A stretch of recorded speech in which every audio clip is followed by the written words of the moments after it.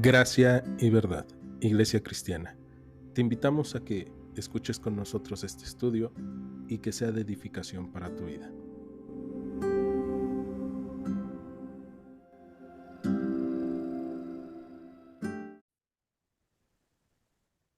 Bien, pues el día de hoy vamos a continuar con nuestro estudio en el segundo libro de los Reyes.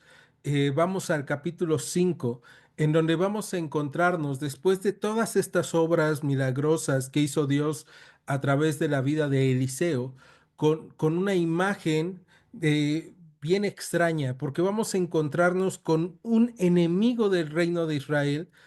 Vamos a encontrarnos nuevamente con un sirio, pero vamos a encontrarnos con que Dios también quiere ayudar a los sirios. Y eso se me hace a mí sorprendente porque me recuerda que hay enemistades en este mundo, pero Dios quiere salvar a todo aquel que le conoce, ¿no? Y quiere presentarse a cada uno de nosotros para que le conozcamos. Eso quiere decir que Dios quiere salvarnos y quiere también utilizar nuestras vidas como utilizó la de Eliseo. Entonces, capítulo 5 del segundo libro de los Reyes, versículo 1, dice así: Naamán, general del ejército del rey de Siria, era varón grande delante de su señor y lo tenía en alta estima, porque por medio de él había de darle el Señor salvación a Siria.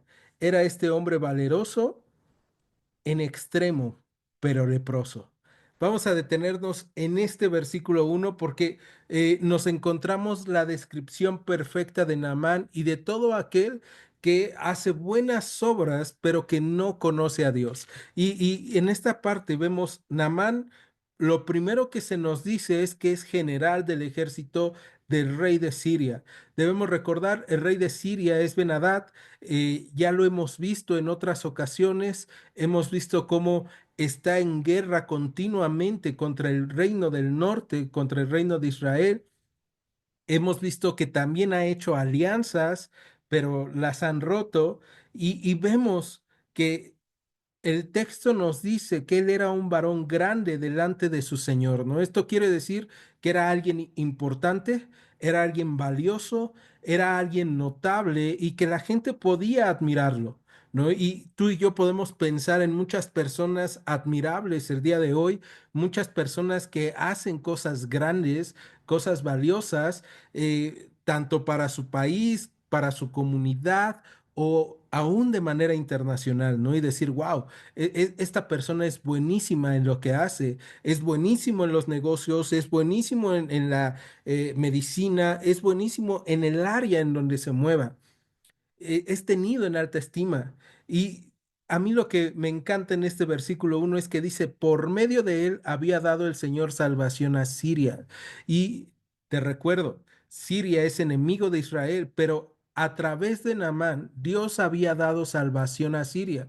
Esto quiere decir que Dios había bendecido a Naamán, le había dado la sabiduría a Naamán, la fuerza a Naamán para poder salir a la guerra y poder cuidar de los sirios, ¿no? Y entonces Benadad probablemente no sabe que el Dios de Israel ha estado bendiciéndole, pero Dios ha dado bendición, ha dado gracia a Siria a través de Naamán. Y esto es algo bien importante porque nosotros debemos recordar que toda buena dádiva y todo don perfecto proviene del Padre de las Luces, proviene de lo alto, del Padre de las Luces. Y entonces quiere decir que aun cuando tú y yo vemos bendición en las personas que no conocen a Dios, que no agradan a Dios, que no bendicen a Dios, que no le alaban, Dios sigue obrando en gracia aún para con sus vidas, ¿no? Y entonces, la gracia que Dios ha dado para Siria a través de Naamán es el darles victoria, darles salvación, porque Naamán también es un hombre, según el texto en el versículo 1, valeroso en extremo. Entonces, la gente en Siria podría hablar maravillas de Naamán. Yo me imagino que todas las personas en el reino lo ubicaban al menos de nombre, si no de imagen, le ubicaban de nombre, sabían de sus proezas, podían decir, wow, Naamán es un gran hombre. Y al final de este versículo entra un pero. Y es que eh, es bien interesante que Naamán puede ser muy bueno, pero tiene problemas también. Y eso es algo bien importante de recordar. Sin importar a quién voltees a ver, siempre va a haber un pero. Siempre va a haber, pero es enojón, pero es miedoso, pero tiene deudas, pero ha pecado, pero tiene un pasado. Y aquí vemos a Naamán en su presente viviendo y dice, pero era leproso. ¿No? Y entonces debemos recordar que la lepra era una enfermedad incurable. La lepra era una enfermedad que cuando te daba también una condena o un pasaje para decir, yo voy a morir dentro de poco tiempo. Y Naamán era muy valeroso, Naamán era muy grande, Naamán podía estar en muy alta estima, pero Naamán tenía una condena de muerte y al parecer no había nada que pudiera librarlo. Entonces ya tenemos parte de los protagonistas, el primer protagonista de esta historia, ¿no? Que es Dios y el segundo es Naamán. Y esta parte es bien importante marcarlo porque el primer protagonista de esta historia siempre va a ser Dios. Es Dios el que está en control de todas las cosas, aunque Naamán no lo vea, aunque Benadad no lo vea, aunque los siguientes personajes tampoco se den cuenta, Dios va a estar en control de toda la situación. Versículo 2. Vamos a ver qué es lo que hacían los sirios. Dice, y de Siria habían salido bandas armadas y habían llevado cautiva de la tierra de Israel a una muchacha, la cual servía a la mujer de Naamán. Esta dijo a su señora, si rogase mi señora al profeta que está en Samaria, él lo sanaría de su lepra. Entonces, fíjate lo que hacían los sirios. Los sirios te acabo de decir, tenían guerras en contra de los israelitas y parte de esas guerras o parte de esas victorias que Dios le había dado a Naamán y que había dado salvación a Siria a través de la mano de Naamán, en una de esas guerras los sirios habían salido y se llevaban comúnmente cautivos a personajes importantes o se llevaban a los jóvenes más fuertes, a las mujeres más hermosas para servir a los señores. Y en este caso se han llevado a una muchacha del pueblo de Israel cautiva y ella termina sirviéndole a la mujer de Naamán. Y yo quiero que nos imaginemos cómo sería esta situación para nosotros, ¿no? Es una situación difícil para esta joven de la cual nunca se nos da el nombre. Es una situación de tristeza, de dolor, de amargura, tal vez de desesperación, porque ha sido separada de su familia, ha sido llevada a un lugar totalmente distinto a Israel, un lugar en donde no conoce a nadie y si antes tenía algún valor, el día de hoy es una esclava. Su voz no es tan importante y ha sido llevada para servir, ¿no? Para hacer todo lo que le digan. Y aquí vamos a ver que probablemente tanto Naamán como su mujer no eran tan malos, eh, porque vemos que esta mujer, esta joven, ha llegado a ser la sierva de la mujer de Naamán y sabe dar consejo, ¿no? Y es escuchado su consejo. Por eso en el versículo 3 del capítulo 5 del segundo libro de los Reyes dice que le dijo a la señora, si rogase mi señora al profeta que está en Samaria, él lo sanaría de su lepra. Y esta parte me llama mucho la atención porque entonces Dios permitió, o Dios, por así decirlo, está utilizando esta mala situación de esta joven para que ella pueda compartir su fe. O sea, esta muchacha que ha sido llevada como cautiva y después ha sido puesta como esclava, en medio de todo, ella está haciendo una buena labor y está mostrando su fe. ¿Cómo está mostrando su fe? Está sirviendo a sus amos en Siria con un corazón como para Dios y no como para los hombres. Y eso tú y yo lo sabemos, porque justamente el apóstol Pablo le escribe eso a los Colosenses, capítulo 3, que nosotros debemos de servir con un corazón como para Dios y no como para los hombres. Entonces esta joven se ha dedicado a servir de una buena manera, a hablar con verdad, a hablar con respeto, a pesar de todo lo malo y lo difícil que ha vivido, y empieza a compartir su fe. Y vemos que su fe, a pesar de las dificultades, no ha sido rota. Y eso es algo importante de aprender en nuestras vidas, que nuestra fe, a pesar de las dificultades, no debe de romperse. Debemos de mantenernos fieles a lo que hemos aprendido, fieles a lo que la palabra de Dios nos enseña.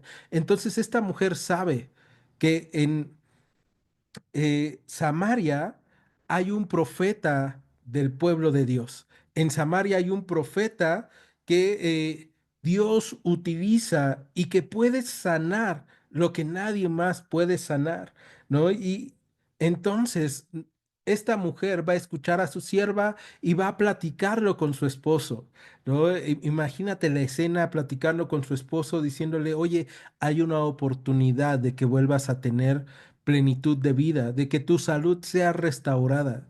Y entonces, versículo 4 dice que entrando Naamán a su señor, le relató diciendo, así y así ha dicho una muchacha que es de la tierra de Israel. Y le dijo el rey de Siria, anda, ve, y yo enviaré cartas al rey de Israel. Salió pues él llevando consigo 10 talentos de plata y 6.000 piezas de oro y 10 mudas de vestidos. Tomó también cartas para el rey de Israel que decían así: Cuando lleguen a ti estas cartas, sabe por ellas que yo envío a ti mi siervo Naamán para que lo sanes de su lepra. Vamos a detenernos ahí y vamos a analizar estos versículos. Dice que Naamán entró con Ben-Hadad, el rey de Siria, y le comentó sobre la fe de esta joven y sobre lo que decía. Y por cierto, algo que nosotros podemos ver aquí es que no importa el tiempo que estemos pasando, la dificultad que estemos pasando, siempre hay tiempo para poder compartir nuestra fe con nuestras vidas. Entonces, si hemos puesto de pretexto en alguna ocasión que yo en este momento no puedo compartir el evangelio porque estoy triste, porque estoy enfermo, porque estoy cansado, creo que esta joven, que de la cual no se menciona ni siquiera su nombre, nos está dando una lección sobre cómo se debe de compartir el evangelio, aquello en lo que ella había sido instruida. Cuando dice aquí esta muchacha, quiere decir que era una joven de unos 12 a 18 años. Entonces, fue instruida en la ley de Israel durante sus primeros años de vida, y ella continuó con esta fe mientras fue cautiva, ¿no? Y entonces comparte esta fe y vamos a ver que esta fe empieza a ser como una bola de nieve, empieza pequeña, pero sigue rodando y se está haciendo grande. Hasta el momento ya llegó con Ben-Hadad, el rey de Siria, y el rey de Siria dice, bueno, pues vamos a ver si es cierto, ¿no? Y entonces Naamán, que es su general, que es el segundo hombre más importante del reino de Siria, está hablando con él y él lo que dice es, ve, o sea, adelante, ve, si eso te da oportunidad, ve, yo voy a enviar cartas al rey de Israel, o sea, voy a hacer lo que yo pueda hacer. Y aquí hay varias cosas que nosotros podemos ver, ¿no? Lo primero, el rey de Siria piensa que el rey de Israel tiene como una relación con Dios, o que puede mover la mano de Dios, que tiene poder sobre Dios. Tú y yo sabemos la realidad del rey de Israel. Debemos recordar, el rey de Israel en ese momento no confía en Dios. Entonces, Joram no confía en Dios, y si él no confía en Dios, no conoce a Dios, ¿no? Y esta parte es bien triste porque tenemos a un Dios que quiere acercarse a su pueblo, que quiere acercarse aún a los pueblos que son enemigos del pueblo de Israel, y que quiere mostrar su poder y que quiere mostrar su gracia, pero los hombres muchas veces no queremos tener una relación con Dios porque significaría tener que dejar nuestros propios deleites y encontrarnos con la obediencia a Dios, con servirle a Dios. Entonces este rey de Israel prefiere ser rey sin poder a ser un siervo que ve el poder de Dios en su vida, ¿no? Y también vamos a ver las creencias de Naamán, porque Naamán entonces va a llevar las cartas, pero también va a llevar consigo 10 talentos de plata, que serían 340 kilos de plata, 6,000 piezas de oro, que más o menos serían unos 70 kilos de oro, y 10 mudas de vestidos. Y es que Naamán está acostumbrado en Siria a ir con los dioses de Siria y a ofrendar con los dioses de Siria en gran cantidad. En la forma en cómo tú ofrendes a los dioses es entonces tal vez la forma en cómo te van a responder con generosidad, algo totalmente distinto al rey de Israel. El rey de Israel no pide solamente sacrificios, ¿no? David diría, tú no quieres sacrificios, que bien los daría, tú lo que quieres es el corazón, un corazón contrito, humillado. Y entonces también lo que Dios quiere es obediencia, ¿no? Y obediencia quiere y no sacrificios. Entonces, esta parte es bien importante porque vamos a encontrarnos. Naamán es un hombre que trae muchas ideas de su vida, de su pasado, de su enseñanza y de lo que él conoce. Y esta vez se va a encontrar con Dios y vamos a ver si el oro, la plata, los vestidos los quiere Dios o le sirven de algo a Dios. Pero entonces él se va, muy probablemente parte de ese tesoro no sea solamente suyo, sino sea de Ben-Hadad, el rey de Siria, que dice, bueno, yo valoro a Naamán y entonces voy a dar lo que sea posible por él, ¿no? Para que salga bien. Y lo que vamos a encontrarnos es que él se va, toma las cartas y llega con el rey de Israel. Como un dato curioso, antes de ir con el rey de Israel, nada más, fíjate, ¿cuánto vale Naamán para el rey de Siria? Cuando se compra Samaria en el primer libro de los Reyes, y si estás anotando ahí, anótalo, en el primer libro de Reyes, capítulo 16 versículo 24, cuando se compra Samaria, Samaria, esa tierra que ahora es el reino de Israel, se compró por 2 talentos de plata. Entonces, 8 veces más es lo que está llevando consigo Naamán. O sea, él está valorando en gran cantidad económica su vida. El rey de Siria está valorando muchísimo la vida de Naamán y vamos a ver si eso sirve o no sirve. Entonces, verso 7 dice que luego que el rey de Israel leyó las cartas, rasgó sus vestidos y dijo, ¿soy yo Dios que mate y dé vida para que éste envíe a mí a que sane a un hombre de su lepra? Consideren ahora y vean cómo busca ocasión contra mí. ¿No? Entonces ya llegan a Amán con Joram y Joram, el rey de Israel, se rasga los vestidos, ¿no? En una señal de desgracia, en una señal de, híjole, ¿qué voy a hacer? Y su enojo es que Ben-Hadad está buscando una ocasión para ir en contra del rey de Israel, ¿no? Lo ve como una provocación, lo ve como una desgracia, lo ve como algo terrible, porque para él es imposible sanar a Naamán, para él es imposible tener una relación con Dios, porque nunca ha buscado tenerla, porque ni siquiera ha buscado conocer a Dios, a pesar de que Dios estaba cercano a él y de que Dios estaba ahí presente a través de su profeta Eliseo. ¿No? Y entonces este hombre se rasga los vestidos, se queja como es su costumbre. En esta ocasión no se está quejando de Dios, pero sí menciona a Dios y menciona que yo soy Dios, o sea, yo tengo ese poder y se le olvida que tal vez él no lo tiene, pero él puede rogar al que lo tiene. ¿No? Y eso es algo que tú y yo no podemos olvidar, que tú y yo tenemos a un Dios más cercano de lo que cualquier hombre poderoso está a nuestro alcance. Así tú fueras el yerno de Slim, así tú fueras el yerno de Bill Gates, así tú fueras quien fueras y tuvieras el teléfono de Donald Trump y pudieras hablarle y pudieras decirle, oye, necesito ayuda. es más fácil contactar a Dios. Dios está más cerca. Y esa parte es nodal en nuestras vidas. Entender que Dios está cerca de nosotros para ayudarnos en medio de nuestras dificultades, en medio de nuestras necesidades. Y por eso podemos acudir a Él. Ahora, Naamán no lo sabe, Ben-Hadad no lo sabe y por lo que vemos Joram no lo sabe. Joram ya lo está viendo como una desgracia.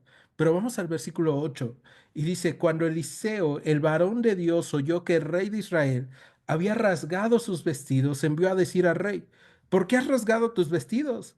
Venga ahora a mí y sabrá que hay profeta en Israel. Fíjate, lo que un hombre con mucho poder en este mundo ve como una desgracia, nuevamente vemos que Dios lo ha puesto como una oportunidad.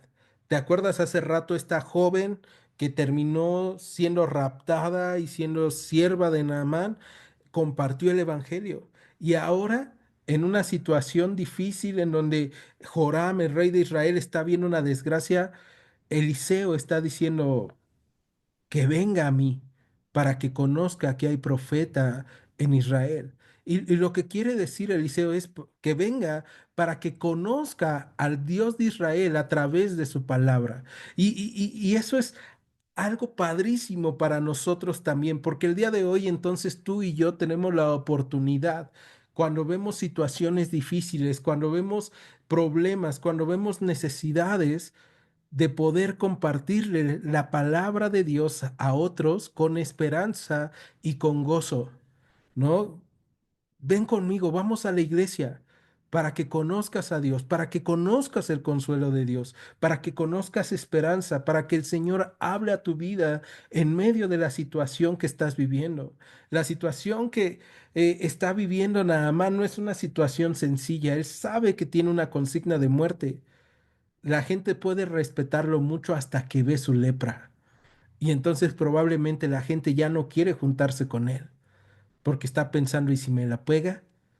¿Y si entonces yo también me enfermo? ¿No? ¿Y qué tal si se le cae un pedazo delante de mí? ¿Cuál va a ser mi reacción?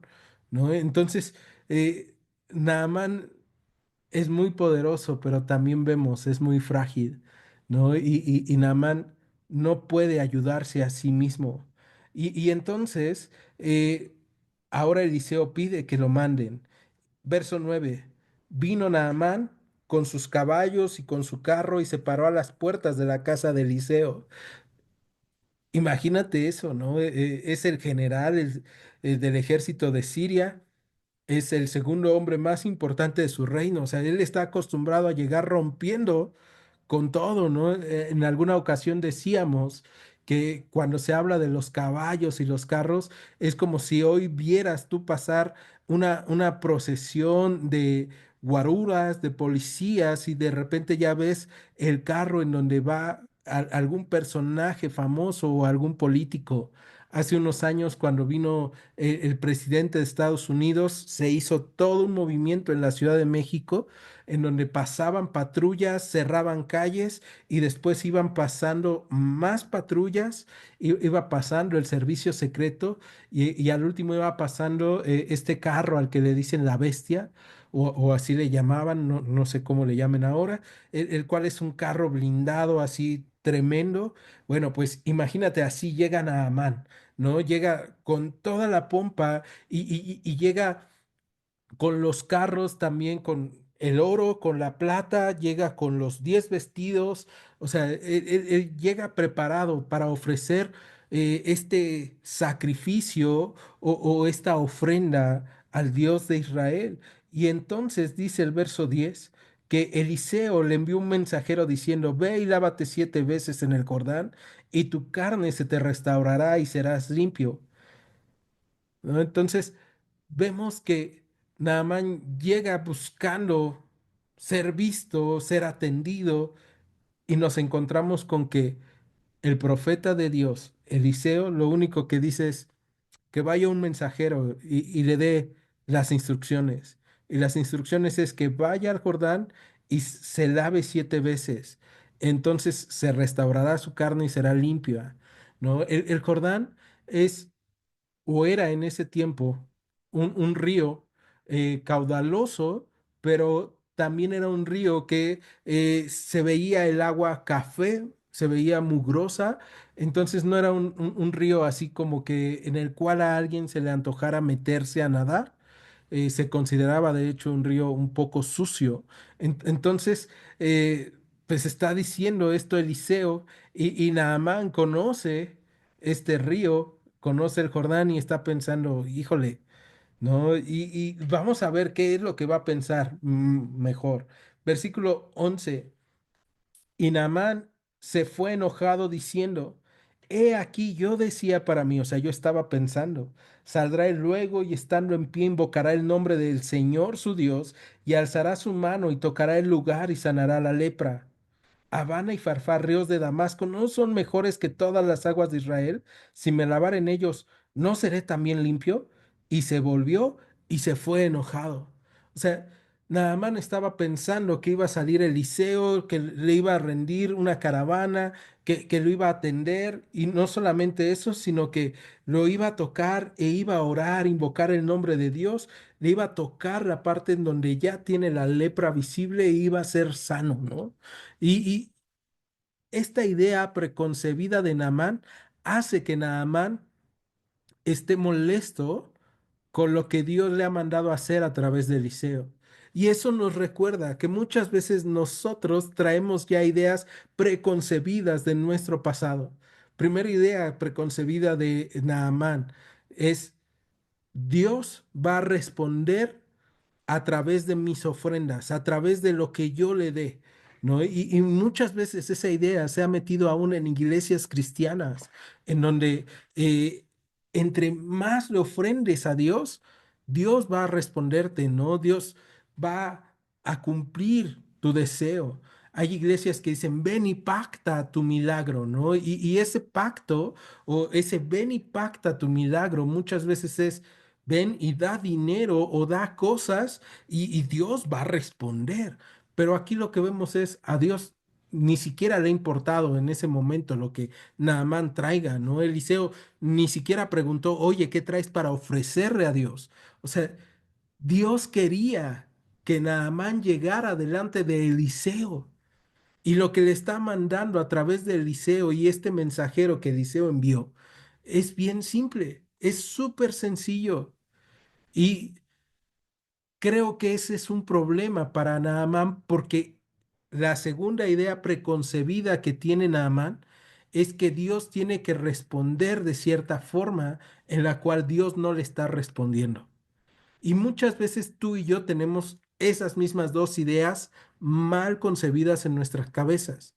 Creemos que si le damos a Dios mucho, entonces Dios va a respondernos, ¿no? Y no, no se trata de cuánto yo le ofrende a Dios. No importa de cuánto salte, no importa de cuánto grite, no importa de cuántas veces haga yo cosas pensando que voy a mover la mano de Dios. La mano de Dios solamente se va a mover por gracia, porque Él quiere, por misericordia para con nosotros. Entonces, eso es algo bien importante. Aun cuando tú y yo no estamos viendo que la mano de Dios está en nuestras vidas, o aun cuando alguien a nuestro alrededor no ha visto que la mano de Dios se está moviendo en su vida, Dios sigue moviéndose en medio de nosotros y Dios sigue dándonos gracia y misericordia. Por eso es que seguimos vivos. Por eso es que todavía hay oportunidades en medio de situaciones difíciles, en medio de enfermedades, en medio de desastres, hay oportunidades para conocerle a Él y hay personas que pueden compartir la palabra de Dios a otros. Y esas personas el día de hoy somos nosotros. Nosotros debemos de compartirles paz, gozo, esperanza a otros. Debemos de compartirles que lo que es imposible para los hombres es posible para Dios y que necesitan acercarse a Él. Entonces, Eliseo le manda a bañarse 7 veces en el Jordán y Naamán sale enojado, ¿no? Sale muy molesto por lo que él pensaba que tenía que suceder. Ten cuidado de salir muy molesto cuando tú estás pensando que Dios tiene que actuar de una forma distinta a la que está actuando. Mejor pregúntale, Señor, ¿qué es lo que tengo que estar aprendiendo en medio de esta situación? que estoy viviendo.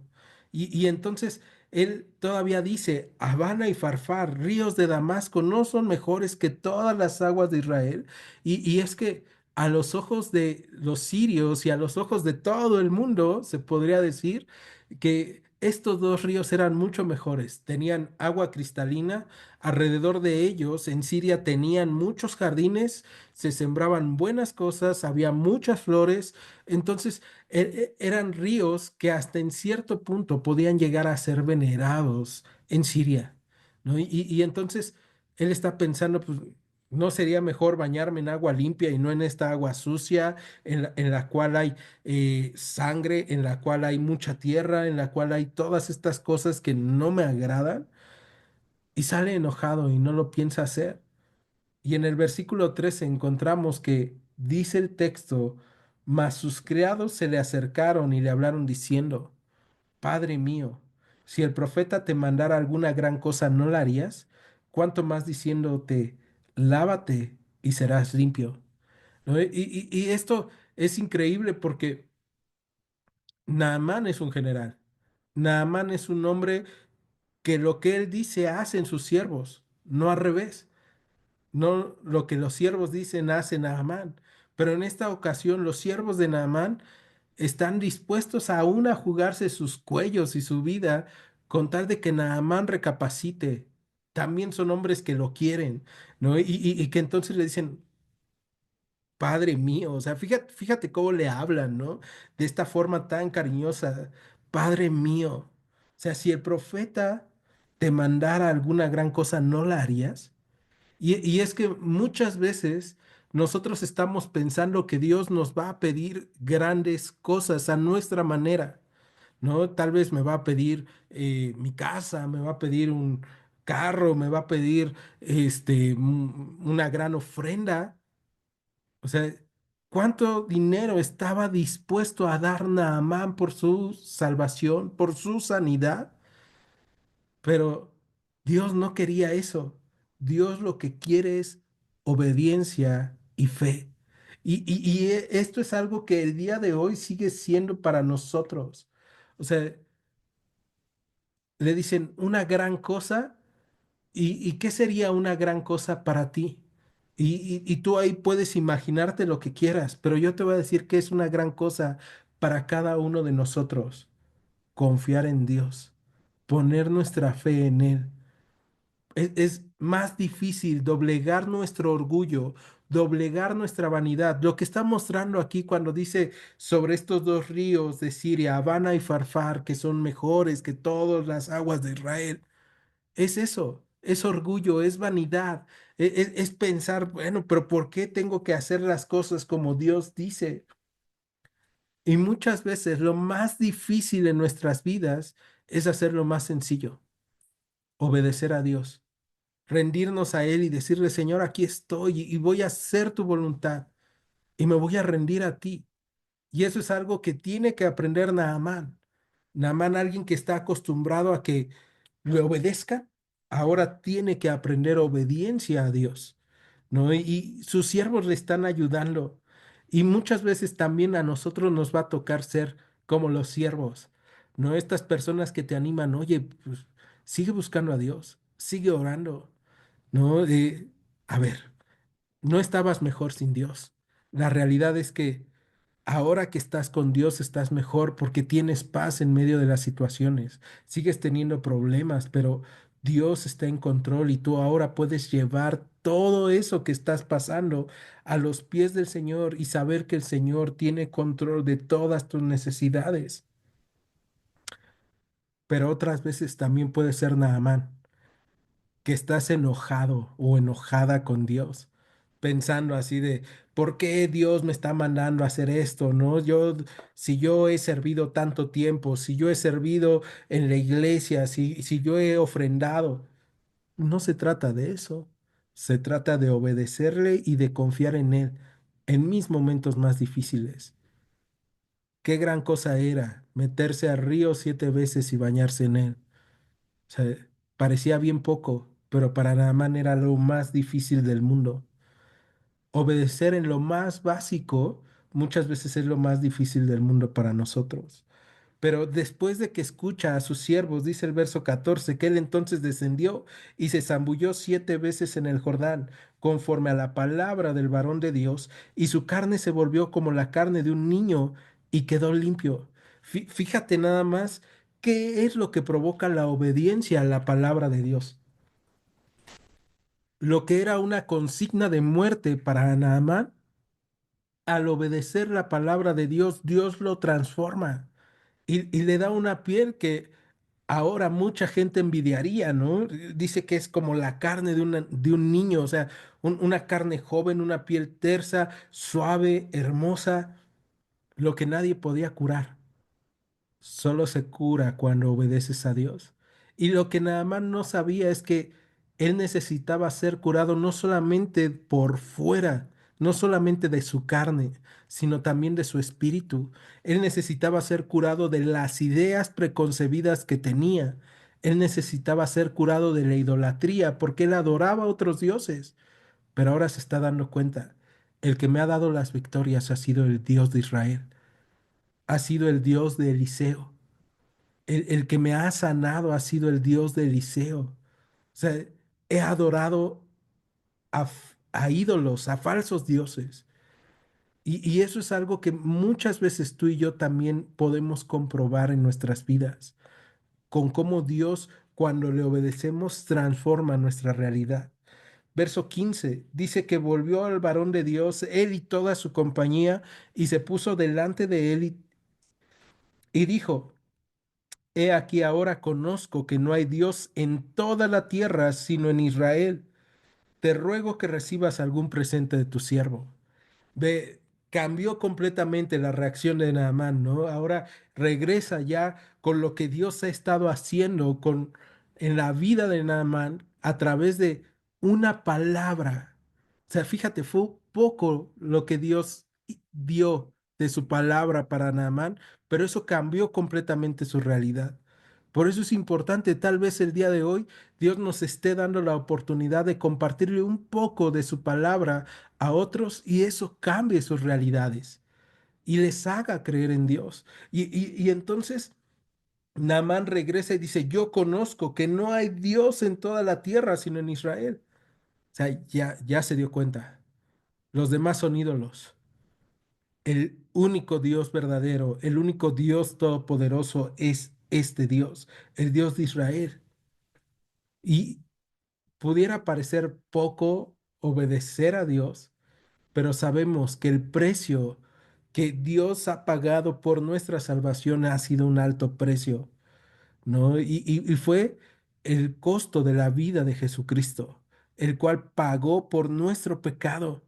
Entonces, el día de hoy, tú y yo sabemos, mi obediencia es costosa, sí, pero la obediencia más costosa ya la pagó Cristo al obedecer al Padre e ir a la muerte de cruz para pagar por nuestros pecados. Y por eso es que algo tan sencillo como ir a meterse a lavar 7 veces al Jordán, no lo entienden Naamán y muchas veces algo tan sencillo como el no dejar de congregarnos como algunos tienen por costumbre o algo tan sencillo como amarnos unos a otros, amar al Señor a través de amar a la congregación, a través de amar a los nuestros, se nos hace tan difícil a través de perdonar, ¿no? A través de apoyar, de ayudar a quien podamos, de hacer el bien sin ver a quién, ¿no? Y entonces Naamán regresa sorprendido con Eliseo y ahora sí se presenta delante de él y dice, yo reconozco, no hay otro Dios como Dios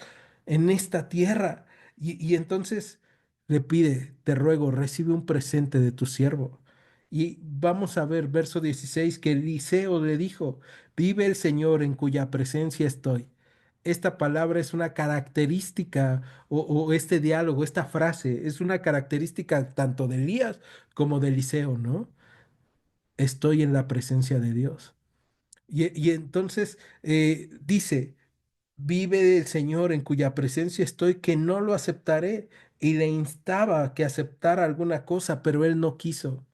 Y vemos, ¿no? Eliseo lo que quiere es que Naamán no se confunda y que piense que ahora a través estas ofrendas, Dios se va a sentir compensado por lo que ha hecho, porque no hay nada con lo que nosotros podamos compensar las cosas buenas que Dios ha hecho para nosotros, ¿no? Y entonces Eliseo no quiere que Naamán se confunda y que piense, ah, mira, al final sí resultó ser como los profetas de los otros dioses, ¿no? Que solamente estaban pensando en dinero o que solamente estaban pensando en posesiones. Y eso es algo que el día de hoy también nosotros debemos de buscar en las personas. O sea, no se trata de buscar recompensas. Sí, la Biblia nos enseña que el obrero es digno de su salario. Eso significa que sí debemos de procurar a las personas que nos sirven en la iglesia, pero tampoco pensar que por lo que yo estoy dando, estas personas pueden hablar mejor con Dios de nosotros o que estas personas, o mejor dicho, que Dios a través de lo que le damos a alguien, va a bendecirnos mejor.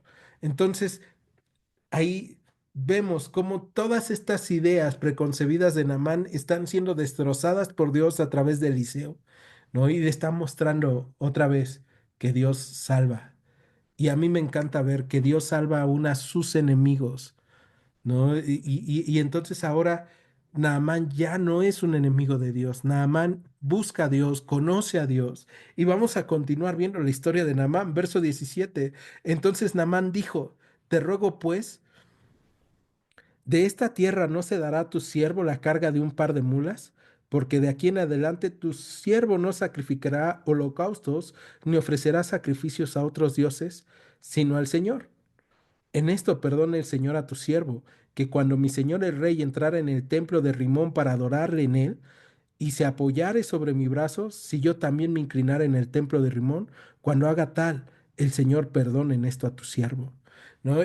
Y vemos, Naamán es un nuevo creyente, o sea, Naamán ha sido convertido recientemente y entonces ya vimos, Dios está derrumbando ideas preconcebidas, pero ahora Naamán tiene otra idea grandiosa y dice, te ruego que me des tierra, ¿no? Que me lleve 2 mulas cargadas de tierra. ¿Y por qué quiere llevarse estas 2 mulas cargadas de tierra? Porque Naamán lo que está pensando es que se va a llevar esta tierra de Israel para adorar a Dios en la tierra de Israel, ¿no? Entonces, él está pensando en un Dios territorial, en un Dios que solamente está en un lugar del mundo. Todavía no conoce bien a Dios. Y entonces él dice, bueno, yo quiero adorar solamente a Dios y me voy a llevar esta tierra para ir y adorar. Y aquí podríamos pensar, híjole, Eliseo, es momento de sacar el libro de la enseñanza, el libro de doctrina, adoctrinar bien, regañar a Naamán, enseñarle que no ha aprendido nada, decirle que es un pecador, que sigue siendo un inconverso, un incircunciso, pero Eliseo no lo va a hacer. Porque Eliseo entiende que Naamán debe de llevar un proceso de conocer a Dios. Y eso es algo bien importante también para con nosotros cuando compartimos el Evangelio. Cuando alguien está caminando buscando a Dios, debemos de tenerle paciencia, ¿no? Y pedirle a Dios, Señor, dame dirección sobre cómo guiar a esta alma, cómo guiar a esta persona. La doctrina se va a corregir con el tiempo y con la enseñanza. Poco a poco, si Naamán iba a empezar a ir a Israel, si Naamán iba a empezar a adorar a Dios, iba a tener contacto con Eliseo, con los profetas, iba a ir cambiando su manera de pensar. Y eso es algo que tú y yo debemos de aprender, porque a veces somos muy rápidos para juzgar y condenar a aquellos que van empezando. Y entonces, fíjate todavía lo que le dice, ¿no? Y el Señor me perdone cuando mi Señor el Rey entre en el templo de Rimón para adorar, ¿no? Y es que Naamán sigue teniendo una vida pública en Siria. Naamán sigue siendo el segundo del rey y sabe que en algún momento va a entrar al templo del dios de Siria, del dios Rimón, y que probablemente va a tener que inclinarse ante este dios, ¿no? Y entonces, ¿qué es lo que le va a decir Eliseo? Fíjate en el verso 19. Él le dijo, ve en paz. O sea, esto es lo que tú y yo tenemos que decirle a las personas. ¿no? Ve en paz, pero seguir enseñándoles, seguir guiándoles. Ahora, con esto, Eliseo no está aprobando, ¿no? Sí, tú ve y agáchate ante la estatua de Rimón, ¿no? Pero él entiende cuál es la situación de Naamán. Y también al paso del tiempo, Naamán pues va a tener que ver si es factible adorar a Dios y inclinarse a ídolos, ¿no? Y lo iba a tener que aprender.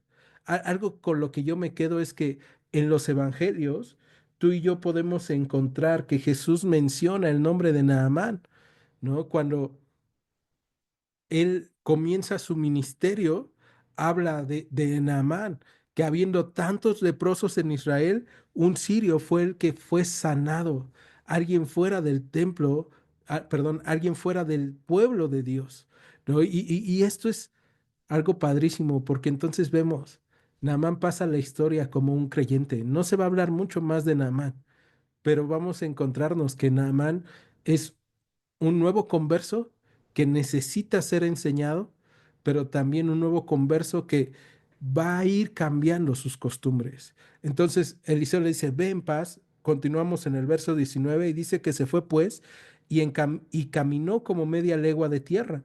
Entonces Giesi, criado de Eliseo, el varón de Dios, dijo entre sí, esto de decir entre sí es malo, ¿no? Dice, he aquí, mi señor estorbó a este sirio Naamán, no tomando de su mano las cosas que había traído. Vive el Señor, que correré yo tras él y tomaré de él alguna cosa. Y siguió Giezi a Naamán, y cuando vio Naamán que venía corriendo tras él, se bajó del carro para recibirlo y dijo, ¿va todo bien? Y él dijo, bien, mi señor me envía a decirte, he aquí vinieron a mí en esta hora del monte de Efraín dos jóvenes de los hijos de los profetas. Te ruego que les des un talento de plata y dos vestidos nuevos. Dijo Naamán, te ruego que tomes dos talentos. Y le insistió y ató dos talentos de plata en dos bolsas y dos vestidos nuevos, y lo puso todo a cuestas de dos de sus criados para que lo llevasen delante de él. Y así que llegó a un lugar secreto. Él lo tomó de la mano de ellos y lo guardó en la casa. Luego mandó a los hombres que se fuesen.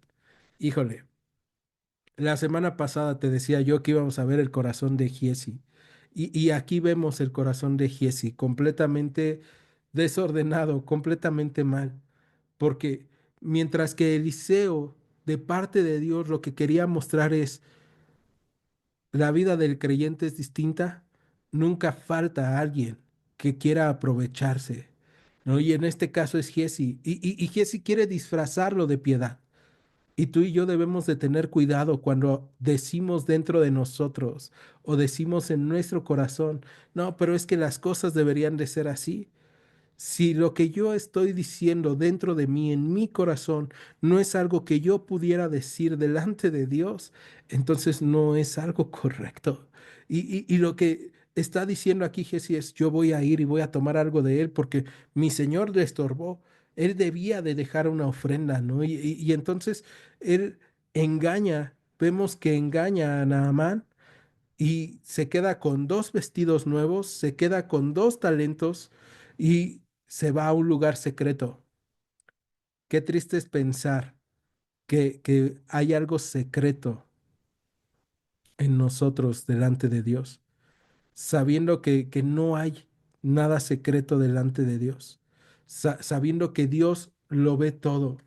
En el libro de los Salmos, tú y yo podemos recordar que el salmista dice que Dios eh, estableció en los cielos su trono y su reino domina sobre todos, ¿no? Eso dice el Salmo 103 verso 19. Y entonces, si Dios estableció su cielo en los cielos y su trono domina sobre todos, esto nos recuerda, Dios es poderoso sobre todos, pero también Dios está viéndonos a todos. No hay algo que yo haga que Él no pueda ver, no hay nada secreto para Dios. Verso 25. Y él entró y se puso delante de su señor, y Eliseo le dijo, ¿de dónde vienes, Giesi? Y él le dijo, tu siervo no ha ido a ninguna parte. Ya ves, Giesi se quería enriquecer a través del engaño, a través de pecar. Y esta parte es bien triste porque vemos a un Giesi que ya ha caminado con Eliseo y que ha visto cómo Dios a través de Eliseo ha alimentado a los hijos de los profetas, cómo Dios ha dado vida al hijo de la tsunamita. Vimos cómo Giesi también vivió lo de esta viuda con el aceite. O sea, Giesi ha visto grandes cosas, ha escuchado los milagros de Elías, pero Giesi todavía sigue guardando ambición en contra de Dios en su corazón. Y esto nos recuerda que no importa cuántos milagros puedas ver, si tú no le entregas tu corazón a Dios, tu corazón te va a engañar, porque tenemos un corazón perverso y engañoso. Y el que lo conoce es Dios. Entonces tú y yo todos los días tenemos que ir con Dios y decir, Señor, aquí está mi corazón. Sé tú tratando con él. ¿No? Y Giesi no lo hizo. Y entonces llega con Eliseo y Eliseo le pregunta, ¿de dónde vienes? Y él dice, pues yo no he salido, no he ido a ninguna parte. Verso 26. Él entonces le dijo, ¿no estaba también ahí mi corazón cuando el hombre volvió de su carro a recibirte? Es tiempo de tomar plata y de tomar vestidos, olivares, viñas, ovejas, bueyes, siervos y siervas. O sea, fíjate, Eliseo sabía, porque Dios sabía. Y la palabra de Dios nos revela nuestros corazones muchas veces. Y eso es lo que está haciendo Eliseo con Giesi, revelando su corazón. Él tomó plata y tomó vestidos y probablemente lo que quería hacer con la plata era comprar olivares, viñas, ovejas, bueyes, siervos y siervas. Híjole, qué triste, porque Dios no valora esas cosas. O sea, para Dios el oro no vale tanto como la obediencia. El oro no vale tanto, la plata no vale tanto, las tierras no valen tanto como el obedecerle. ¿Y qué vale más para mí? Tener una relación con Dios que puede hacer todo, como sanar a un enfermo de lepra que no tenía cura, el que puede levantar a los muertos o tener riquezas. Y aquí Giesi se la jugó y jugó mal, ¿no? Y entonces, verso 27 viene el juicio por el pecado de Giesi. Por tanto, la lepra de Naamán se te pegará a ti y a tu descendencia para siempre. Y salió de delante de él leproso, blanco como la nieve. El final de esta parte es tristísima, ¿no? Porque vamos a encontrarnos que Giesi, queriéndose volver rico, se volvió pobre, se volvió alguien necesitado, alguien enfermo, teniendo la mayor riqueza cerca de él, teniendo a Dios cerca de él, él desvió su corazón a las riquezas mundanas. Y vemos, no es una maldición de Dios para Giesi y su familia, es una consecuencia del pecado de Giesi para él y para su familia, porque debemos recordar que el pecado no solamente me afecta a mí, el pecado afecta a todos los que están a mi alrededor. Cuando yo peco, estoy afectando a todos los que están alrededor mío. Entonces, la consecuencia del pecado de Giesi es la lepra para él y para su familia, para su descendencia. Y entonces él podía recordar todo el tiempo después de esto.